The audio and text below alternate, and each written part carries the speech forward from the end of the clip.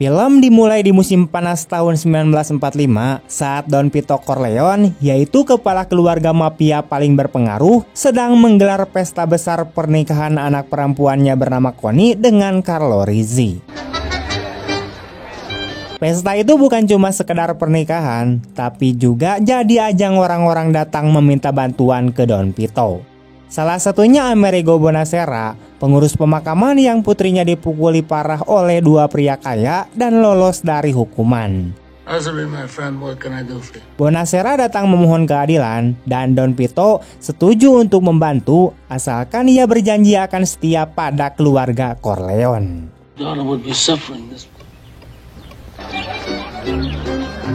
Di pesta itu juga hadir Michael Corleone, yaitu anak bungsu yang baru pulang dari perang bersama pacarnya bernama Kay. Michael jelas berbeda dari keluarganya. Ia cerita ke Kay bahwa keluarganya memang bagian dari dunia mafia, tapi ia sendiri ingin hidup normal, jauh dari semua urusan kotor itu. That's my family, Kay. It's not me. Michael juga memperkenalkan Kay pada saudara-saudaranya, yaitu Sonny yang temperamental, Fredo yang lemah dan kurang dilibatkan, serta Tom Hagen, yaitu pengacara keluarga yang dianggap anak sendiri meski sebenarnya diadopsi. Tiba-tiba muncul Johnny Fontaine, yaitu penyanyi terkenal sekaligus anak baptis Vito. Ia datang meminta bantuan karena karirnya sedang terancam. Ia butuh peran di film besar Hollywood, tapi bos studio Jack Watt menolak mentah-mentah. Don Vito kemudian mengutus Tom Hagen untuk menemui Watt, tapi tetap ditolak. Keesokan harinya, Watt terbangun dan menemukan kepala kuda kesayangannya terpenggal di ranjang. Ketakutan, ia akhirnya menyerah dan memberikan Johnny peran yang diminta. Beberapa waktu setelah itu, seorang pria bernama Solozzo muncul dengan dukungan keluarga Tattaglia. Ia menawarkan kerjasama bisnis narkoba yang sangat menguntungkan, tapi Don Vito menolak. Ia percaya bahwa jika menyentuh narkoba, semua politisi dan hakim yang selama ini ia pegang akan berbalik melawan. Dalam pertemuan itu, Sonny sempat menunjukkan ketertarikan, membuat Vito kesal karena dianggap ceroboh. Don Vito lalu mengutus orang kepercayaannya bernama Luca Brasi untuk menyelidiki Solozzo. Namun, rencana itu bocor dan Luca dibunuh dengan brutal. Tak lama kemudian, Don Vito sendiri ditembak berkali-kali di jalanan.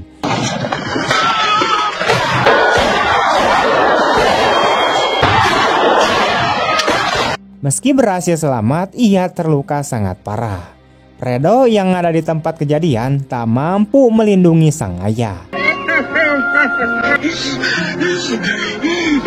Solozzo lalu menculik Tom Hagen dan memaksanya untuk membujuk Sonny agar setuju pada bisnis narkoboy, tapi Sonny menolak mentah-mentah. Malah Pauli, yaitu sopir yang berkhianat membantu Solozzo, dibunuh atas perintah keluarga.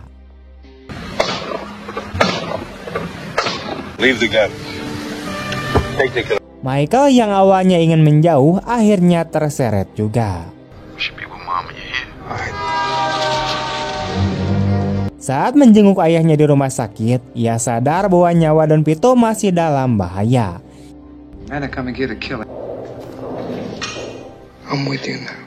Ia segera memindahkan ayahnya ke kamar lain, lalu berjaga di depan bersama seorang tukang roti bernama Enzo.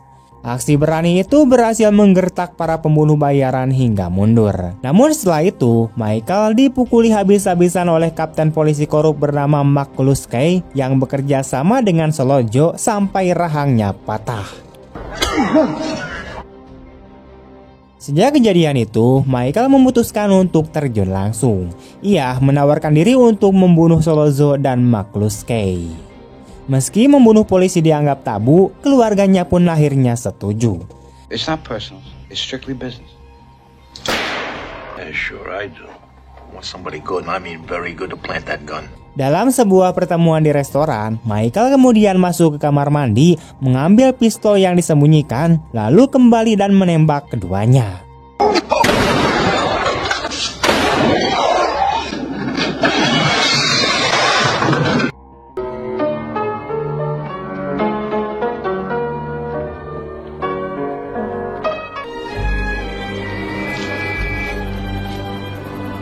Ia kemudian kabur ke Sisilia untuk bersembunyi, sementara di New York, keluarga Corleone terlibat perang besar melawan keluarga Rival.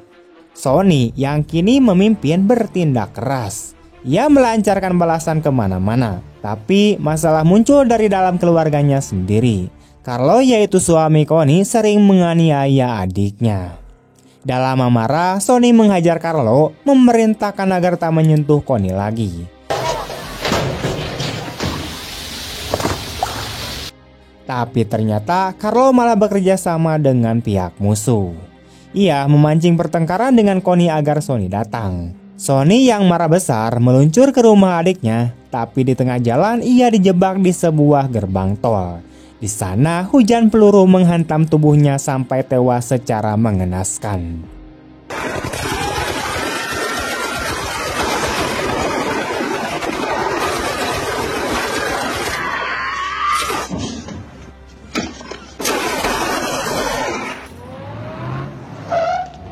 Look how they massacred my boy. Kematian Sonny membuat Don Vito sangat hancur. Ia sadar bahwa perang hanya akan membawa lebih banyak korban jiwa. Maka ia memilih berdamai dengan keluarga lain. Dalam pertemuan itu, ia setuju memberi jalan untuk bisnis narkoboy dengan syarat Michael bisa pulang dengan aman. Namun dalam hati, Don Vito tahu siapa dalang sebenarnya di balik semua ini, yaitu Barzini. Let me say that I swear. Sementara itu di Sisilia, Michael sempat menikah dengan wanita lokal bernama Apollonia.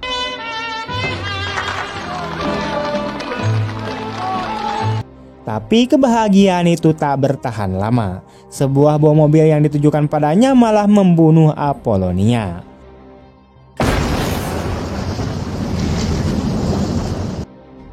Kehilangan itu membuat Michael semakin keras.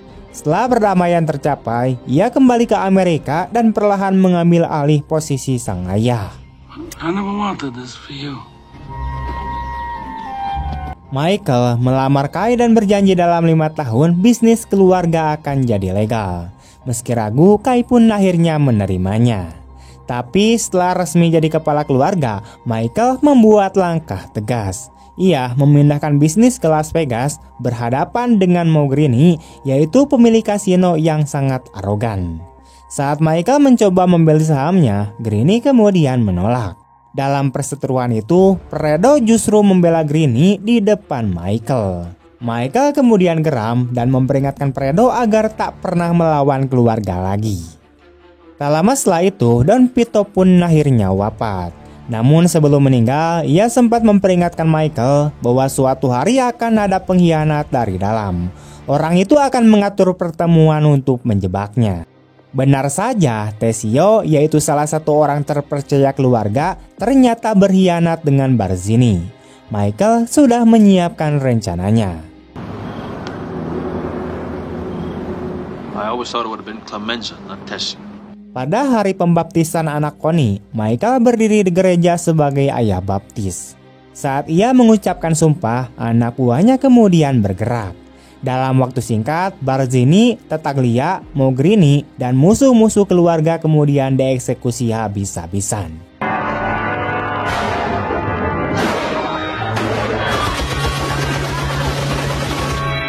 Michael resmi menyingkirkan semua lawannya dan mengukuhkan diri sebagai Don baru.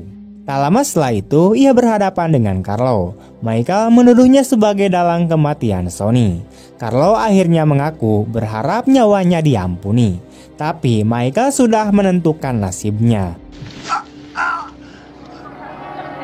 Carlo dihabisi dan saat Connie tahu, ia mengamuk menyalahkan Michael. Kay yang cemas pun menanyakan langsung apakah benar Michael memerintahkan pembunuhan terhadap Carlo.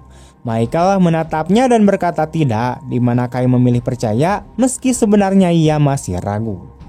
Di akhir cerita, Michael benar-benar berubah. Ia kini resmi menjadi Gunpowder, pemimpin baru yang dingin dan kejam.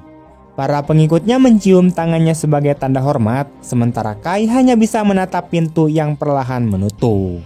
Sebuah simbol bahwa kehidupan Michael yang dulu bersih dan penuh cinta sudah berakhir, digantikan oleh dunia mafia yang tak mengenal belas kasihan. Tahun 1901, di sebuah desa kecil bernama Corleone, Sisilia, seorang bocah bernama Vito Andolini sedang berada di pemakaman ayahnya.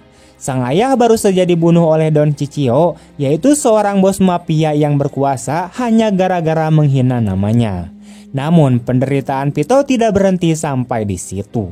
Tak lama kemudian, kakaknya juga dihabisi karena berani bersumpah akan membalas dendam atas kematian ayah mereka. Tinggallah Vito bersama ibunya, satu-satunya keluarga yang tersisa. Sang ibu yang putus asa memohon agar Don Ciccio mengampuni Vito kecil. Tapi permintaan itu ditolak mentah-mentah. Ciccio tahu bahwa suatu hari bocah itu bisa saja tumbuh besar dan menuntut pembalasan. Dalam keputusasaan, ibunya nekat mengancungkan pisau ke leher Ciccio, memberi waktu bagi Vito untuk kabur. Bocah itu kemudian berlari sekencang-kencangnya, sementara sang ibu dihabisi di tempat. Orang-orang Ciccio mengejar, tapi warga desa melindunginya. Berkat itu, Vito berhasil naik kapal menuju Amerika dan meninggalkan Sisilia. Setibanya di Ellis Island, New York, identitasnya berubah untuk selamanya.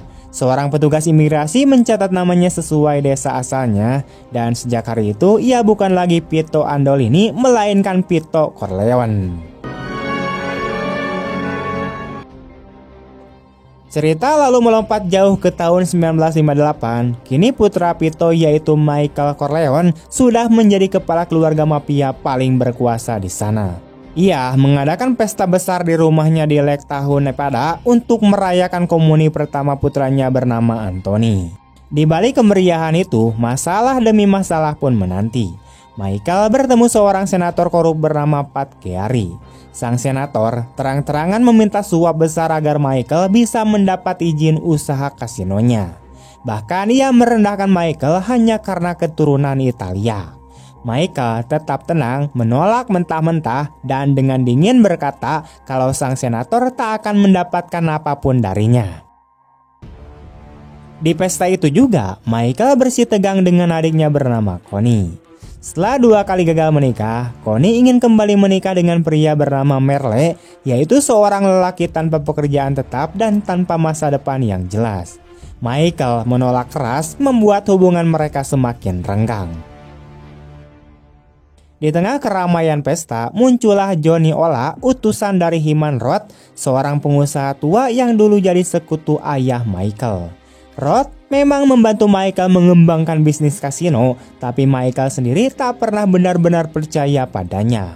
Kecurigaan itu terbukti di malam yang sama. Michael hampir saja dihabisi di rumahnya sendiri. Kaya itu istrinya melihat tirai kamar terbuka dan sesaat kemudian rentetan peluru menembus kaca jendela. Beruntung Michael dan Kay akhirnya selamat.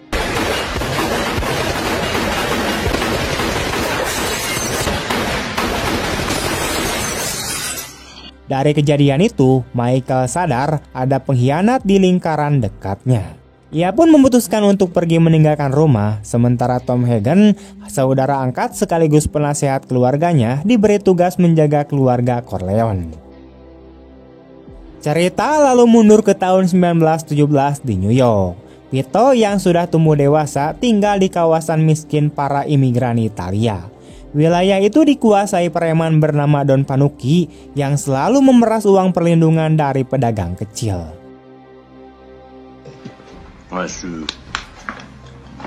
Vito bekerja keras demi istri dan anak-anaknya.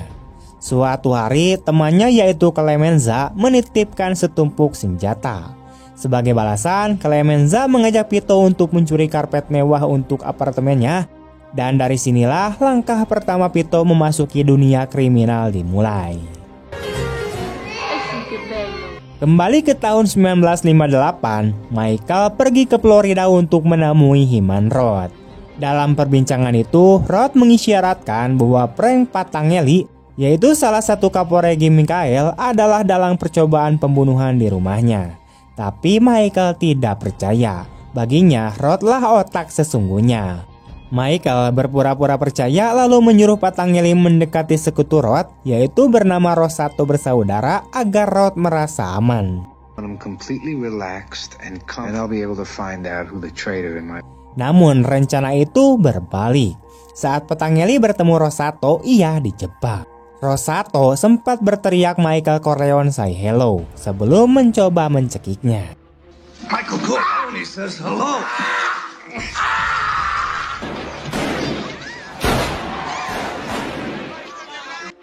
Patangeli berhasil selamat meski pengawalnya yaitu Willy Cici terluka parah. Sementara itu, Senator Geary yang dulu arogan kini terseret skandal. Seorang PSK ditemukan tewas di rumah bordil milik keluarga Corleone. Tom Hagen segera turun tangan menutupi kasus itu, lalu memanfaatkan situasi untuk memaksa sang senator tunduk dan bekerja sama dengan Michael. Tak lama kemudian, Michael terbang ke Kuba untuk mengurus bisnis bersama Rod. Negara itu sedang kacau karena pemberontakan dan Rod berusaha mengambil untung dari situasi. Di Havana, Michael menghabiskan waktu bersama kakaknya yaitu Fredo. Namun disinilah pengkhianatan terbesar terungkap. Fredo sebelumnya bersumpah tidak mengenal Johnny Ola. Tapi di sebuah pesta, Fredo keceplosan mengakuinya. Seketika hati Michael pun hancur. Kakak yang selama ini ia lindungi justru menusuknya dari belakang. Malam itu Fredo memang dibiarkan pergi, tapi semua orang tahu waktu tinggal menghitung hari. Cerita kembali ke masa muda Vito. Bersama Clemenza dan Tessio, bisnis mereka kemudian berkembang pesat hingga menarik perhatian Don Panucci. Ia menuntut bagian dari keuntungan. Vito berkata pada teman-temannya biar ia yang mengurus. Saat festival kota berlangsung, Vito mendekati Panucci, pura-pura berunding, lalu membuntutinya hingga ke rumah. Di sana ia menembak mati Panucci.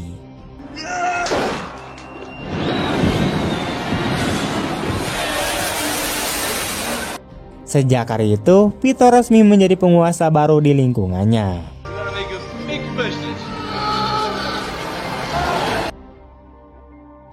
Tahun 1959, Michael kembali ke Nevada setelah usaha Rod di Kuba gagal. Tom memberitahu bahwa Rod kabur ke Miami, sementara Fredo bersembunyi di New York. Saat itu pula, Michael menerima kenyataan pahit dari Kai. Ia mengaku bahwa keguguran yang terjadi bukanlah kecelakaan. Ia sengaja menggugurkan kandungan karena tak ingin melahirkan anak di dunia penuh darah ini. Michael marah besar, menampar Kai dan bersumpah tidak akan membiarkan siapapun mengambil anak-anaknya. Cerita kemudian mundur lagi ke tahun 1925, di mana Vito yang kini sudah berkuasa kembali ke Sisilia untuk pertama kalinya sejak ia melarikan diri dulu. Ia menemui Don Ciccio, mafia yang telah menghabisi keluarganya. Menyamar sebagai pebisnis, Vito berpura-pura ramah hingga akhirnya menyebut nama ayahnya yaitu Antonio Andolini. Don Ciccio sangat terkejut dan pada saat itulah Vito menghunus pisaunya. Ia menuntaskan dendam masa kecilnya, mengakhiri garis darah Ciccio dengan tangannya sendiri.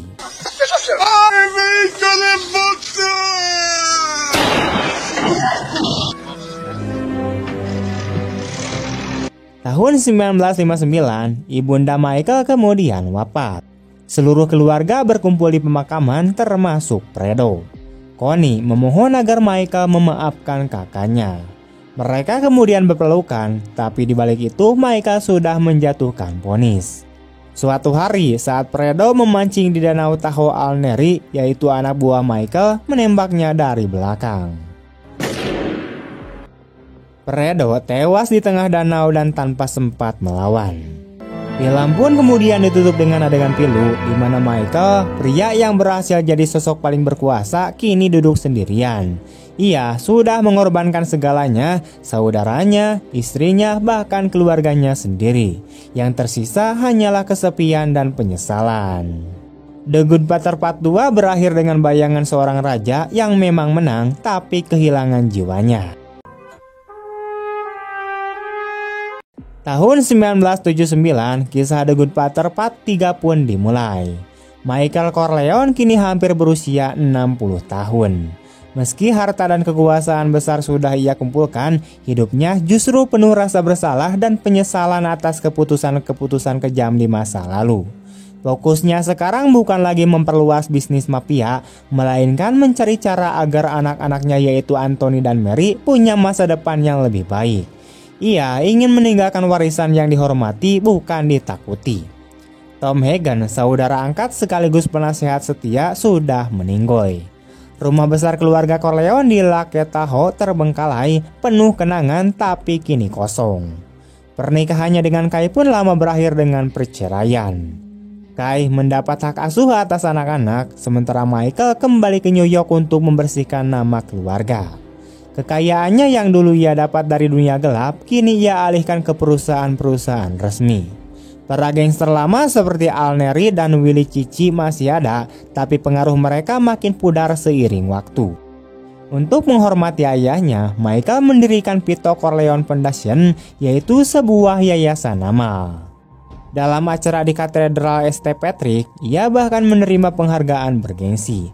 Kay hadir bersama Anthony dan Mary. Di sana, Anthony mengungkapkan keinginannya untuk berhenti kuliah hukum dan mengejar impian menjadi penyanyi opera.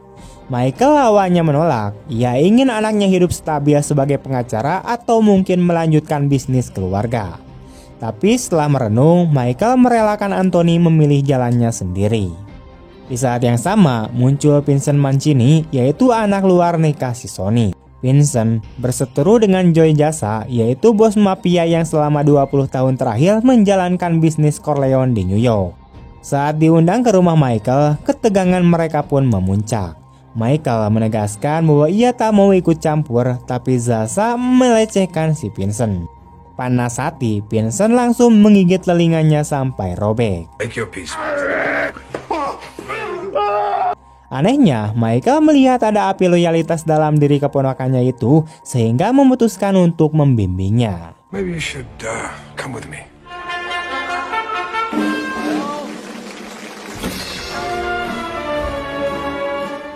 Malam itu, apartemen Vincent diserang anak buah Jasa.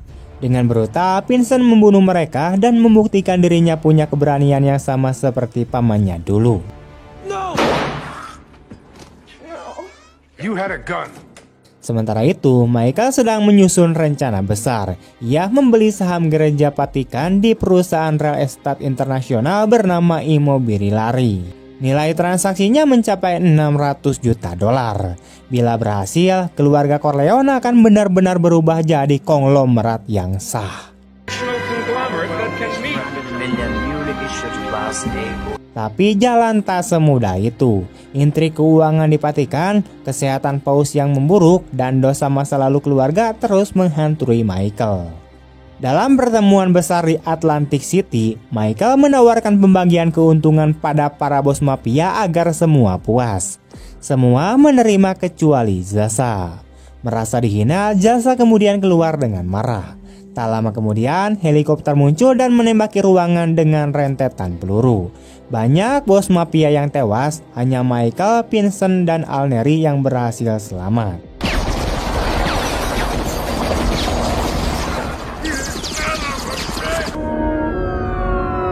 Serangan itu membuat Michael terkena stroke dan dirawat di rumah sakit.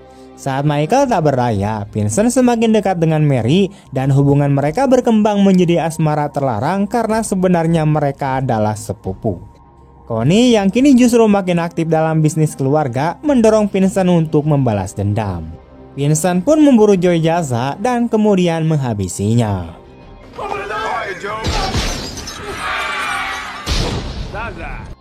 Michael murka mendengar kabar itu, di mana ia juga menuntut Vincent agar mengakhiri hubungannya dengan Mary karena ia tahu dunia penuh darah tidak akan pernah aman untuk putrinya. Keluarga lalu pergi ke Sisilia untuk menghadiri debut Anthony di panggung opera. Di sana, Michael mencoba berdamai dengan masa lalunya, bahkan dengan si Kay juga. Ia meminta maaf, mengaku bahwa ia tak pernah berniat menjadi penjahat, hanya terjebak dalam jalan yang sangat salah. Ada momen manis di antara mereka, meski keduanya tahu luka lama terlalu dalam untuk benar-benar sembuh. Tapi ketenangan itu hancur saat kabar buruk datang. di mana Don Tomasino, yaitu sahabat lama Michael, dihabisi.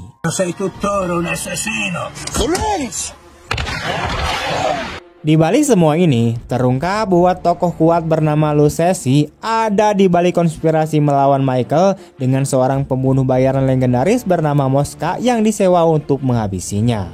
Michael sadar satu-satunya cara bertahan adalah kembali pada kekerasan yang dulu ia ingin tinggalkan. Ia menunjuk Vincent sebagai penerus, menjadikannya Godfather baru dengan satu syarat, Vincent harus mengorbankan cintanya pada Mary demi melindunginya.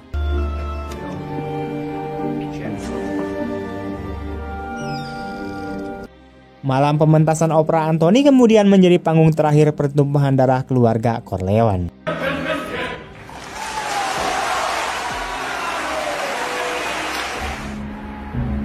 Saat suara merdu Antony menggema di teater, satu persatu musuh keluarga pun dilenyapkan.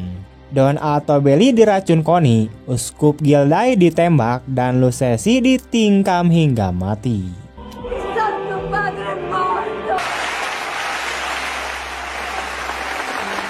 Tapi Mosca berhasil menyelinap ke opera. Usai pertunjukan, ketika keluarga keluar dari gedung, ia melepaskan tembakan. Peluru pertama mengenai Michael di bahu dan tembakan kedua menembus dada Mary. Michael menjerit putus asa sambil memeluk putrinya yang sekarat. Jeritan itu jadi tangisan paling menyayat hati dalam kehidupannya. Mary kemudian meninggal di pelukannya. Mosca memang akhirnya dibunuh Vincent, tapi semuanya sudah terlambat.